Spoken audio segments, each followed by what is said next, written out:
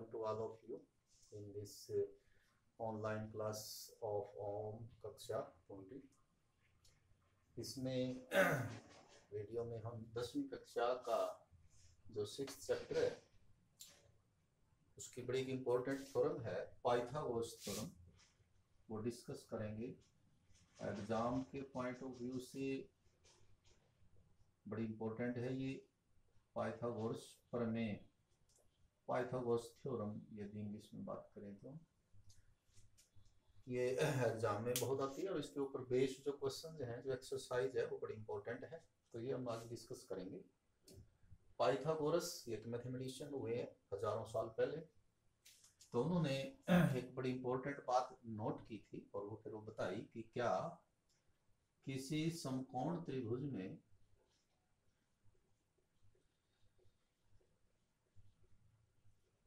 समकोण में 90 डिग्री का उसमें कोण होना चाहिए। तो किसी समकोण त्रिभुज में कर्ण का वर्ग, जो कर्ण है, कर्ण मीन्स 90 डिग्री के बिल्कुल अपोजिट। जैसे हमने यहाँ 90 का एंगल, हमने यहाँ ABC में यहाँ ये 90 का एंगल शो किया ये पूरा, तो ये समकोण त्रिभुज यहाँ पर है, तो इसके बिल्कुल अपोजिट ये कर्ण होगा AC, तो इसको कर्ण बोलेंगे। यदि हम इस त्रिभुज की बात करें, ये छोटे वाली, इसमें यहाँ 90 का बना हुआ है, तो इसके अपोजिट ये कर्ण है इसका। यदि इधर वाले की बात करें तो ये भी समकोण त्रिभुज है, तो इसका कर्ण इसके अपोजिट ये वाला होगा BC। तो किसी समकोण त्रिभुज में कर्ण का वर्ग अन्य दोनों भुजाओं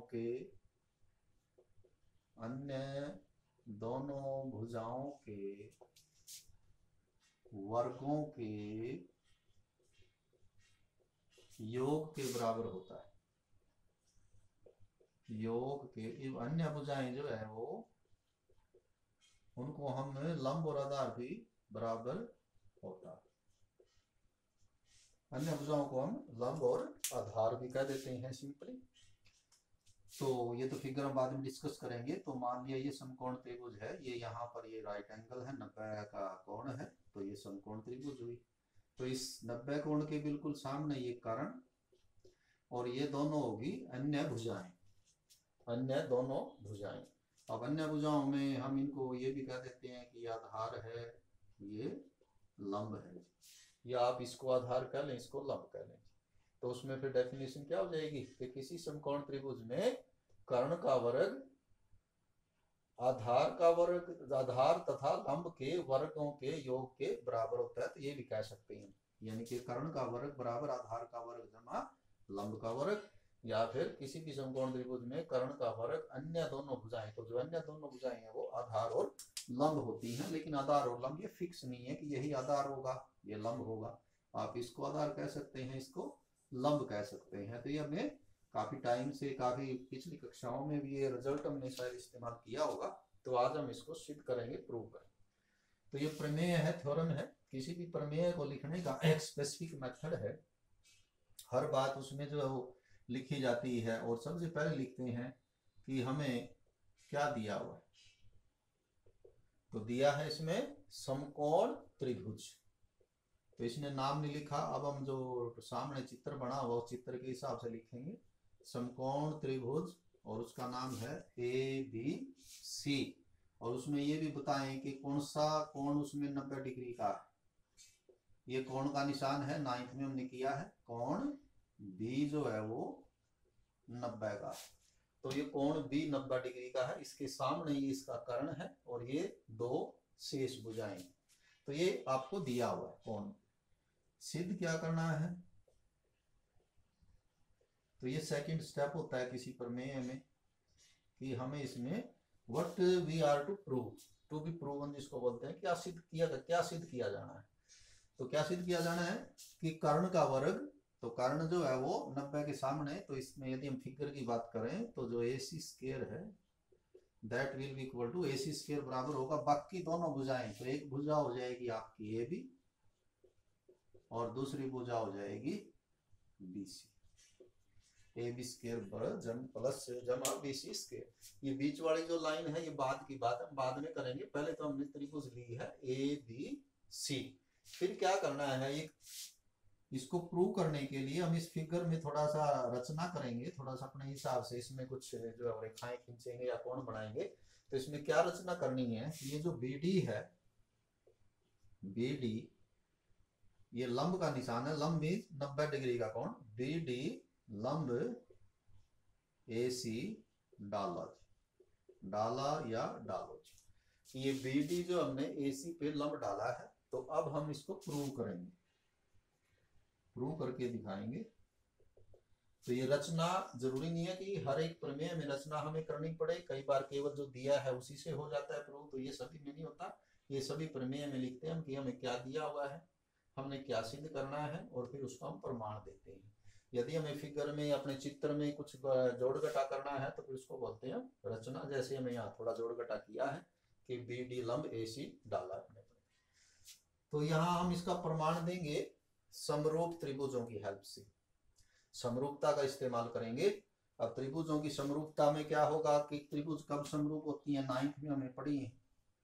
समरूपता का मतलब होता है जिसका रूप समान हो, जैसे ये त्रिभुज और ये त्रिभुज, ये समरूप है या नहीं है, तो क्या होगा, कैसे चेक करेंगे, दो कैरेक्टरिस्टिक्स या दो गुण उसमें होने चाहिए कि तीनों कोण बराबर होने चाहिए।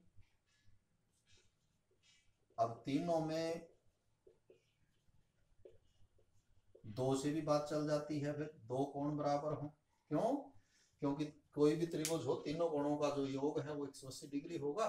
तो यदि दो कोण बराबर हो जाते हैं तो अल्टीमेटली तीसरा कोण तो फिर बराबर ही होगा। तो तीनों कोण यदि समान हो तो त्रिभुज समरूप होते हैं, और त्रिभुज समरूप हो तो उनकी जो भुजाओं के अनुपात हैं, संगत भुजाओं के अनुपात वो बराबर होते हैं, इक्वल होते हैं। तो ये हमने 9th में पढ़ा है। तो समरूप त्रिभुजों में ये गुण है, और ये 10वीं में भी है समरूपता का। इससे पहले की जो एक्सरसाइज हमारी वो समरूपता पे ही है, तो उसमें बड़ा विस्तार से इस पे जो है बताया गया है, विस्तार से हमने किया भी है कि समरूप त्रिभुजों की कसौटियां भी की हैं। तो ये दो गुण होते हैं कि यदि त्रिभुज समरूप हैं तो उनके तीनों कोण आपस में बराबर होते हैं, और जो संगत भुजाएं हैं, संगत भुजाओं का अनुपात जो है वो बराबर होता है। और यदि एक बात हो जाए तो दूसरी होगी, यानी कि मान ले तीनों कोण बराबर है तो त्रिभुज समरूप होंगी, समरूप होंगी तो भुजाओं का अनुपात बराबर होगा। और यदि किन्हीं दो त्रिभुजों में संगत भुजाओं का अनुपात बराबर हो तो त्रिभुज समरूप होंगी और उनके तीनों कोण बराबर होंगे।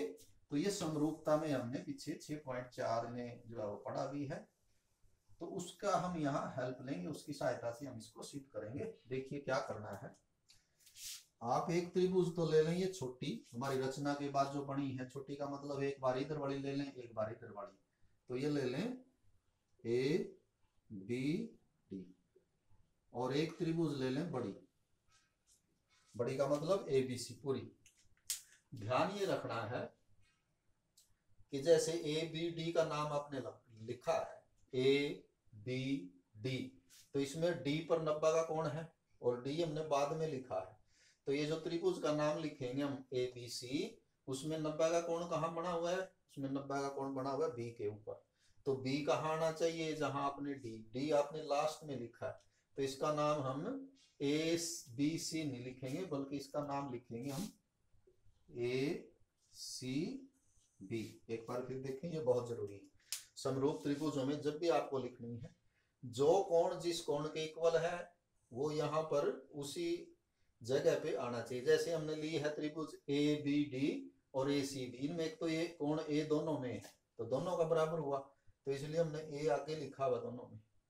इसके अलावा इसमें D 90 का है, छोटी में यहाँ D 90 का है और बड़ी में B 90 का है, तो क्योंकि हमने D पीछे लिखा है तो B पीछे लिखेंगे।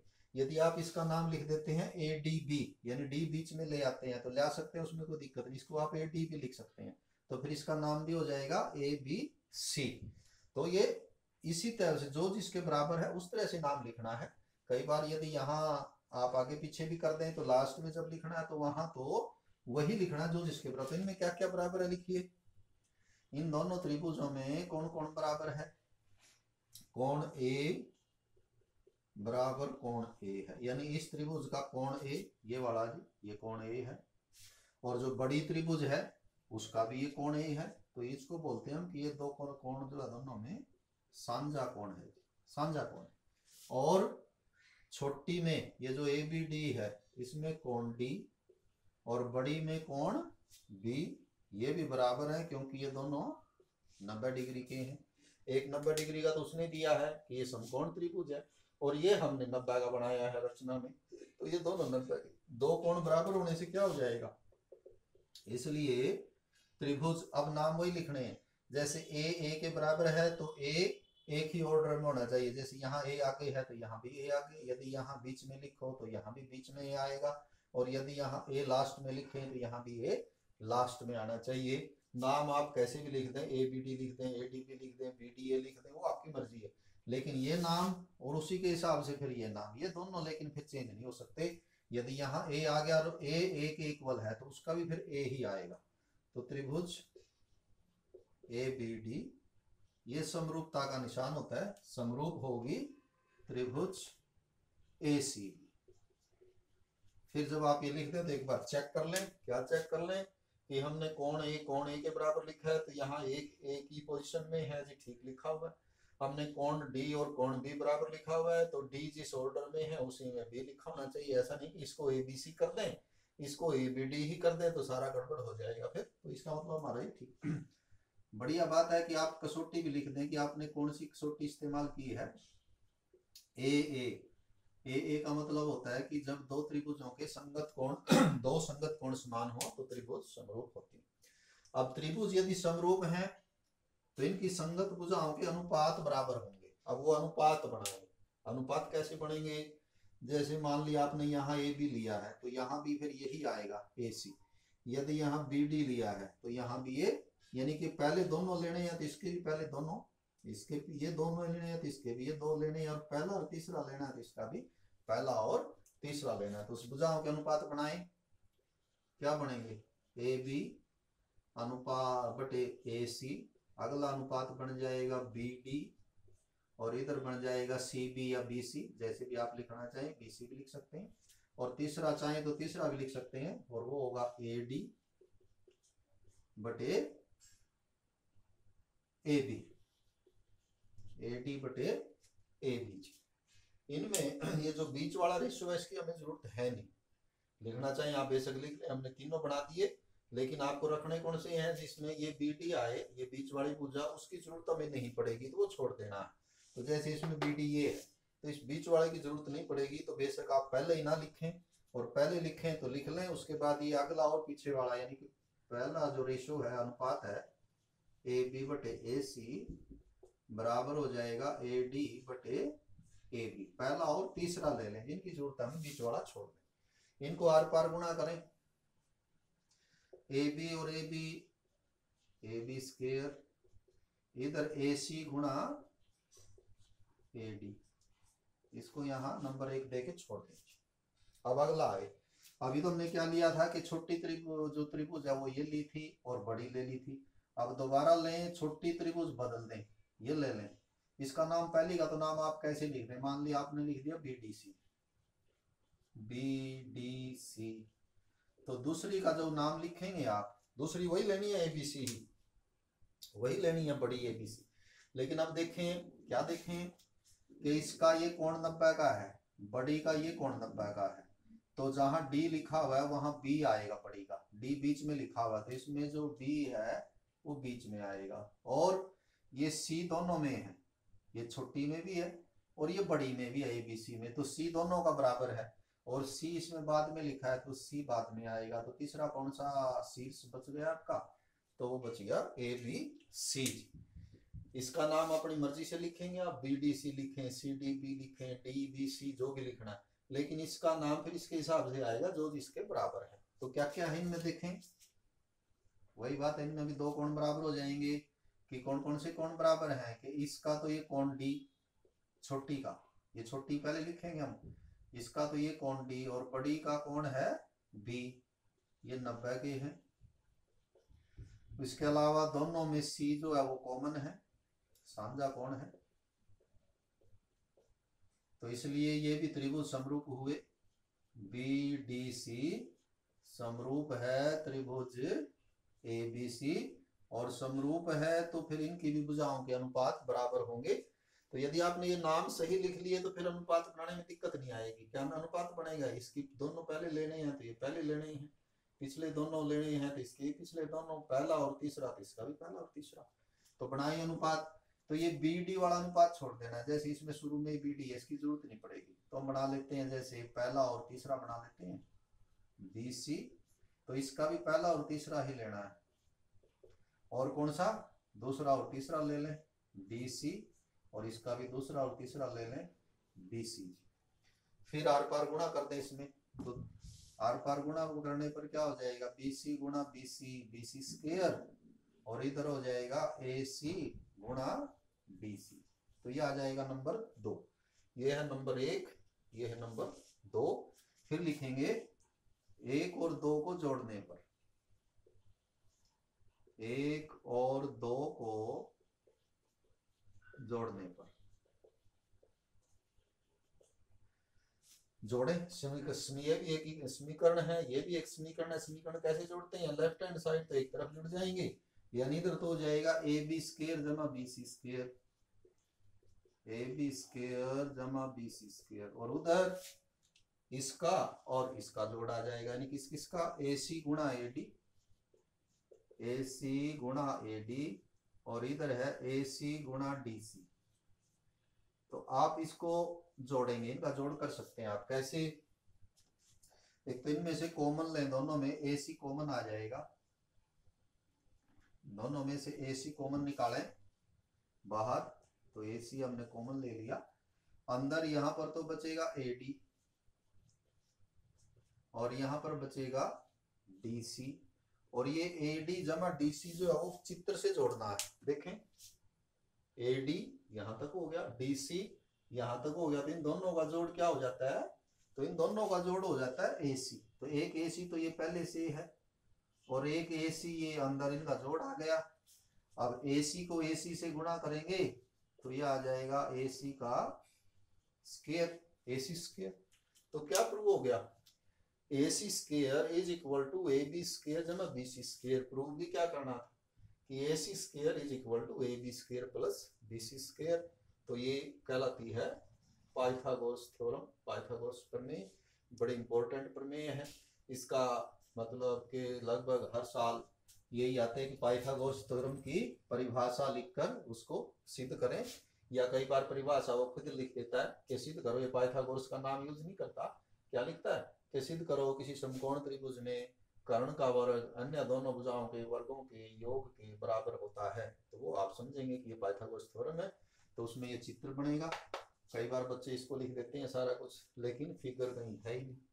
तो थ्योरम जब भी आप करते हैं तो उसका रिलेशन ही सीधा इससे होता है, जब तक ये नहीं बनेगी हम कुछ नहीं लिख सकते। देखने वाला इसको ही देख देख के देखेगा कि इसने क्या इसमें इक्वल लिखा हुआ है। तो आप ये फिगर बनाएंगे, ध्यान देंगे कि जो बड़ी त्रिभुज है हमारी, यानी पहले त्रिभुज आपकी ये बनेगी, ये जो मेन त्रिभुज है ये है आपकी त्रिभुज समकोण त्रिभुज एबीसी, जिसमें कोण भी समकोण है, यहाँ 90 डिग्री का कोण है। फिर वो तो रचना में आएगा कि यहां से हमने जो है वो क्या किया कि ये लंब डाला ए डी, लंब डाला ए सी पे, इसकी हमें आगे जरूरत थी अपने प्रमाण में, तो वो रचना में हुआ। फिर हमने लिखना शुरू किया और इस तरह से लिखा, 2 बार त्रिभुजों को समरूप किया, एक बार ये छोटी लेनी है इसके साथ बड़ी, दोबारा ये इधर वाली लेनी है फिर इसके साथ बड़ी, यानी ए बी सी दोनों बार लेनी है। तो यदि आप इनके नाम ठीक लिखेंगे, मुख्य बात है इन नामों पे, ये नाम जैसे बार बार बताया कि जो जिसके बराबर है कौन, वो नाम उसी ऑर्डर में आना चाहिए, पहला पहले जैसा भी लिखा हुआ है। जैसे यहाँ सी और सी बराबर है तो दोनों की सी हमने बाद में लिखी। तो ऐसे जब नाम लिखेंगे फिर भुजाओं के अनुपात बन जाएंगे कि त्रिभुज यदि समरूप है तो उनकी भुजाओं के अनुपात बराबर होंगे। तो ये तीनों आपको लिखने की जरूरत नहीं थी, लिखना चाहे लिख लें, हमारा मकसद इन दोनों से है। और उसको आप यूं याद रख सकते हैं कि जिसमें ये आता वो छोड़ देना है पीढ़ी। तो इस तरह से ये बी स्क्वायर आ जाएगा, इधर से आपका ये बी सी स्क्वायर आ जाएगा, इन दोनों को जोड़ेंगे तो ये प्रूव हो जाएगी कि ये पाइथागोरस थ्योरम कि किसी भी समकोण त्रिभुज में कर्ण का वर्ग अन्य दोनों भुजाओं के वर्गों के योग के बराबर होता है। तो ये बड़ी इंपॉर्टेंट थ्योरम है एग्जाम के पॉइंट ऑफ व्यू से भी, और वैसे भी मैथमेटिक्स में इसका बड़ा भारी रोल है। और वैसे 9th में भी इसका जिक्र आ जाता है और करते हैं। तो खैर अब इस पे बेस्ड जो है वो एक तो इसका विलोम, वो रिजल्ट प्रूव करना, यानी कि एग्जाम में एज ए क्वेश्चन थ्योरम के रूप में, प्रमेय के रूप में तो वो कम आता है, लेकिन हमें पता होना चाहिए इसका विलोम। विलोम का मतलब इसकी उल्टा, कि क्या प्रमेय है इसके विलोम। प्रमेय विलोम ये है कि यदि किसी त्रिभुज में, यदि किसी त्रिभुज में कर्ण का वर्ग शेष दोनों भुजाओं के वर्गों के योग के बराबर हो, शेष दोनों भुजाओं के वर्गों के योग के बराबर हो, यानी उसमें हमने सिद्ध किया था कि योग के बराबर होता है, इसमें कहता है कि योग के बराबर है, तो क्या सिद्ध करना है, बराबर हो, तो वह त्रिभुज समकोण त्रिभुज होगी, यानी कि कोण 90 का तो वह समकोण त्रिभुज होगी। तो ये कि कोई त्रिभुज हमें दी हुई है, उस त्रिभुज में क्या है कि जो कर्ण का वर्ग है वो दोनों भुजाओं के वर्गों के योग के बराबर है, तो सिद्ध कीजिएगा समकोण त्रिभुज होगी। आपकी किताब में दिया हुआ है, रिजल्ट इसका प्रमाण कोई बहुत मुश्किल नहीं है कि मान लिया ये त्रिभुज आपको दी हुई है ABC, तो इसमें क्या दिया हुआ है कि जो कर्ण का वर्ग है यानी AC स्क्वायर बराबर है बाकी दोनों भुजाओं के वर्गों का योग BC स्क्वायर, ये दिया हुआ है। तो इसमें आप रचना करेंगे, इसमें क्या रचना करेंगे कि एक दूसरी त्रिभुज बनाएंगे PQR, उसमें जो PQ है, PQ वो तो लेनी है BC के बराबर, यहाँ कोण बनाना है 90 का, इसमें कितने का हमें नहीं पता, लेकिन यहाँ हमें कितने का बनाना है, ये 90 का बनाना है। और ये जो QR लेनी है वो कितनी लेनी है, QR लेनी है AB के बराबर, यानी इसमें जो रचना आएगी, आपकी किताब में सारा लिखा हुआ लेकिन इतना इंपॉर्टेंट टेस्ट के नहीं, तो क्या है कि समकोण त्रिभुज बनानी है, वो समकोण त्रिभुज PQR बनाओ, और वो कैसी बनाओ, बनानी ऐसी है कि जिसमें जो PQ है वो कितनी लेनी है, यानी उसका जो आधार है वो कितना लेना है, BC के बराबर लेना है, और जो QR है वो कितना लेना है, वो AB के बराबर लेना है। तो उससे क्या होगा, फिर ये मिला ली तो ये समकोण त्रिभुज बन गई हमारी। तो इस त्रिभुज में क्या होगा फिर, क्योंकि ये समकोण त्रिभुज है तो पाइथागोरस थ्योरम में आप इस्तेमाल करेंगे, तो उसमें जो कर्ण का वर्ग है यानी कि PR, कर्ण उसका हो जाएगा PR, यहाँ पर 90 का कोण, तो PR स्क्वायर बराबर होगा PQ स्क्वायर जमा QR स्क्वायर। लेकिन PQ तो किसके बराबर है, PQ तो BC के बराबर है, और QR किसके बराबर है, QR AB के बराबर है, लेकिन BC स्क्वायर जमा AB स्क्वायर तो किसके बराबर है, ये तो AC स्क्वायर के बराबर है। तो यहां से क्या हो जाएगा, यहां से आ जाएगा कि PR स्क्वायर बराबर हो जाएगा AC स्क्वायर, दोनों और वर्गमूल ले लेंगे, PR बराबर AC, ये आ जाएगा कि यदि ये दोनों बराबर हैं तो फिर ये दोनों भी बराबर हैं। फिर क्या करेंगे, हम त्रिभुज लिखेंगे ABC और PQR, त्रिभुज ABC तथा त्रिभुज PQR में तीनों भुजाएं बराबर हैं। कैसे हैं कि जो BC है वो PQ के बराबर है, और जो AB है वो QR के बराबर है, और जो तीसरी है वो हमने अभी सिद्ध की है कि जो AC है वो PR के बराबर है। इसलिए त्रिभुज जो है वो कैसी हो जाएंगी, त्रिभुज ABC सर्वांग सम हो जाएगी, समरूप नहीं हो जाएंगी, सर्वांग सम, सर्वांग सम हो जाएंगी, तो फिर उनके तीनों कोण भी बराबर होंगे। तो कौन कौन से कोण बराबर होंगे, इसलिए कोण B और कोण Q बराबर होंगे, परंतु कोण Q तो पहले से 90 का ही बनाया हमने, तो इसलिए कोण B भी कितने का हुआ, 90 का, तो क्या उचित हो जाएगा कि वह समकोण त्रिभुज होगी। तो इसका प्रमाण आपकी किताब में भी दिया हुआ है। तो ये दोनों, एक तो पाइथागोरस थ्योरम और एक इसका ये विलोम है, उसका उल्टा है, तो ये दोनों आप करेंगे। इसके बेस्ड एक्सरसाइज के जो सवाल हम वो बाद में करेंगे, अभी इतना ही इस वीडियो में होगा। Have a nice day.